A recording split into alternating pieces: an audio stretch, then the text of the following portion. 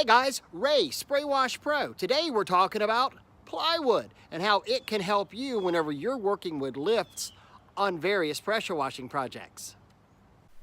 Whenever you're using a lift on a project, it's a really good idea to go ahead and plywood the surface area that you're working on. Driveways, walkways can crack. You can also rut up landscaping and cause thousands of dollars worth of damage. On this particular project, this JLG that we're using weighs 36,000 pounds. Some of the other 100-foot lifts can be up there around 40,000 pounds. That's really a lot of weight to put on some landscaping. Whenever one of these lifts gets stuck, even if they're four-wheel drive, you're pretty much getting a heavy-duty wrecker or two of them to pull them out.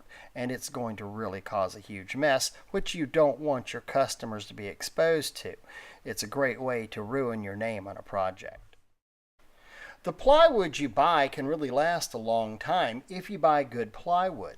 As you can see on this date stamp here, I originally purchased this sometime around May of 2015. So we've gotten almost 3.5 years use out of it, and the plywood is still great. We're using it on this project. This is one of those areas where I wouldn't go cheap. I'd buy a really strong plywood. This particular one is a 23/32, or even go up to a 3/4 pressure treated plywood. That will last and last for years to come, and you'll get multiple service out of it. We have used OSB and strand board and even some 1/2-inch plywood in the past, and I can assure you it just doesn't last under that kind of weight and pressure. We've drilled 2 holes in each plywood sheet so we can put a rope handle on there. These are about 10 inches apart and inset 2 or 3 inches from the edge. This is a great time to take some of your old safety rope and repurpose it. Rope that you've been using for tie-off or safety purposes, you can cut this into 2 to 3 foot sections to make your rope handles. Whenever we cut them, we like to run a lighter over the ends to help keep it from fraying.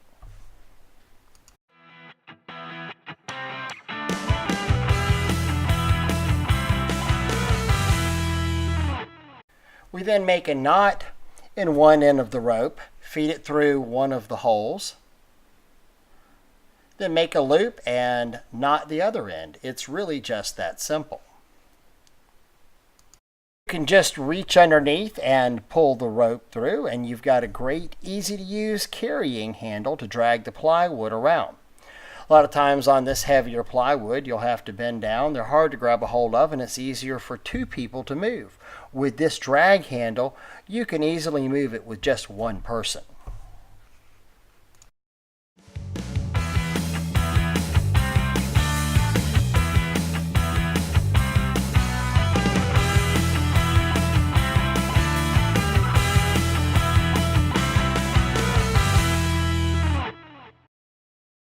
It's just typically not cost effective to buy enough plywood to plywood the whole area. You need about 8 or 10 sheets for working with a lift like this.